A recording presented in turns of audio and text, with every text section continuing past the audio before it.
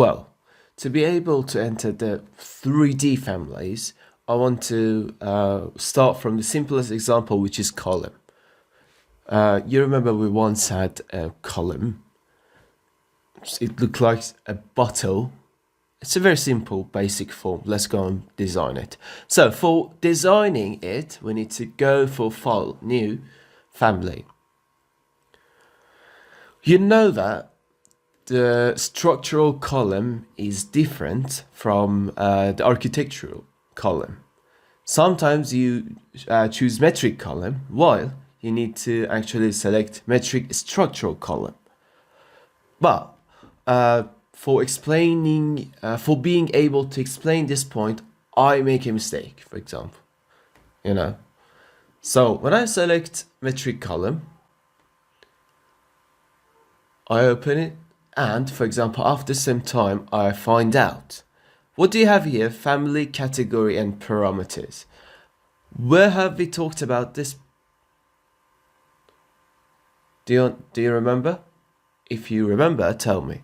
That's right, in modeling, right? We had such point that if you select the category of a model wrongly, using this part, you can change it.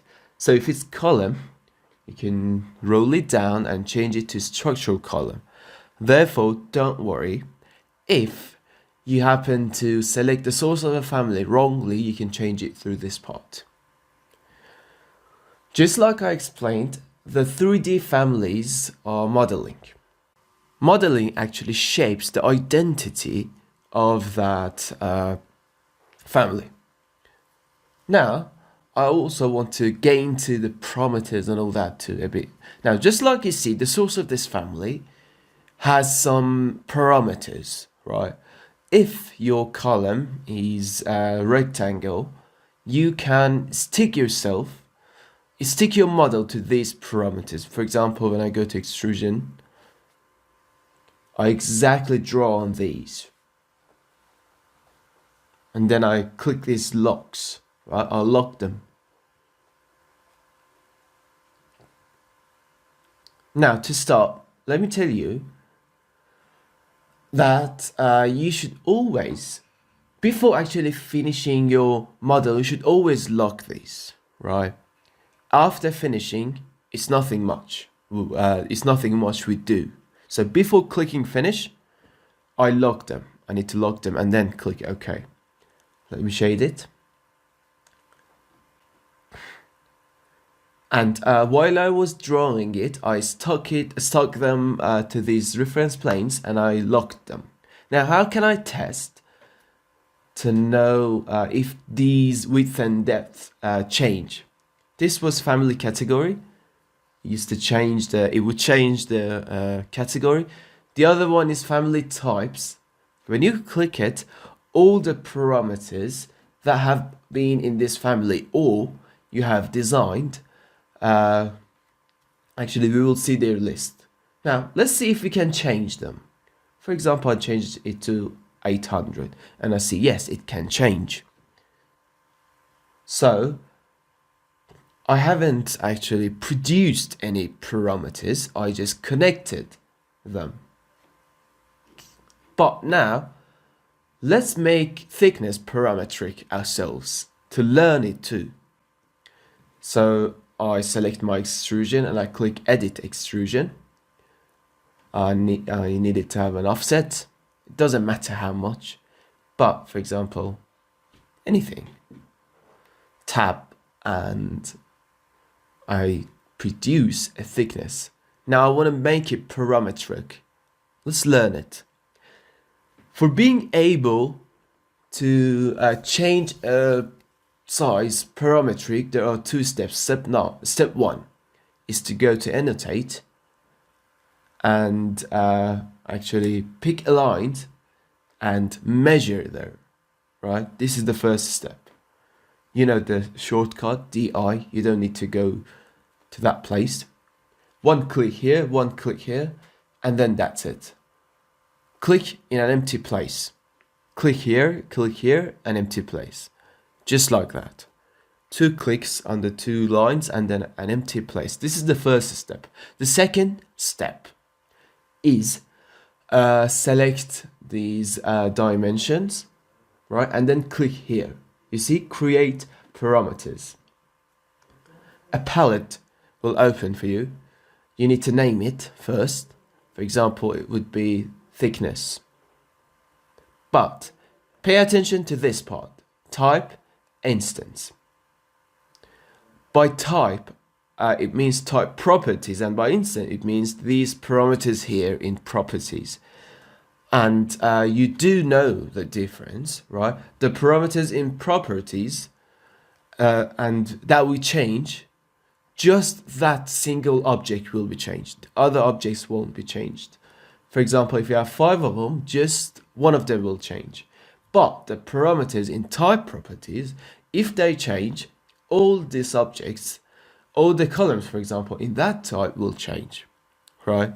So here now you can select that. For example, thickness should be part of instant properties. I mean, each column separately change its own height or thickness, or it should be in type. That, for example, all the ones in that type should change their thickness too. And we need to duplicate for having a new type. So which one do you think it is? I think it should be in type, because if the thickness of a column changes, a new type of that column is produced, right? 2 columns cannot have the same type and different thicknesses. So I think we should leave it as type. If in any case you see that the dimension of these texts and all that is bothering you, you can change it anytime. Now it's 120, we can change it to 110. For example, it becomes smaller and maybe better. So obviously the other 3 are just like this, so we can select them. But we won't create it anymore. We can just open it, open this list. All the parameters in that list are shown to us. Maybe we want to use those. That's the same. Actually, we want to use thickness. I'm done. Finish. When you click finish, you don't see any other parameters, usually, of course, about your own model. Well, now it's time to test it. Here, family types. Click it. At first, let's try thickness, for example, 150. And it's working properly, right? The time you produce a new parameters, always test the other ones too, because you might have produced a new one and sabotaged others too. But it's working properly, nothing is ruined and nothing is destroyed. But let's go and see in 3D. The height is not correct. Well, check this out. If you enter your column in project that you just made, it won't be working with the levels. For example, you cannot say it should be from TOS 1 to TOS 2. So if the columns in higher levels work, you need to go to elevation, select it, drag the arrow up and connect it to that level and lock it. Lock it. Right? By doing this, your column becomes smart against those levels, right? So this column actually can work with these 2 levels. From now on, you can actually inform your columns to actually follow these levels too. So don't forget about this level, this step. And then I enter it, I import it into the project. One of the things I want to explain to you is not saving the family, right? Not saving that family. For example, I just made a family. This is the column. I make this, but I don't save it, right? When you don't save a family, 2D or 3D, right? And then you load it into the project.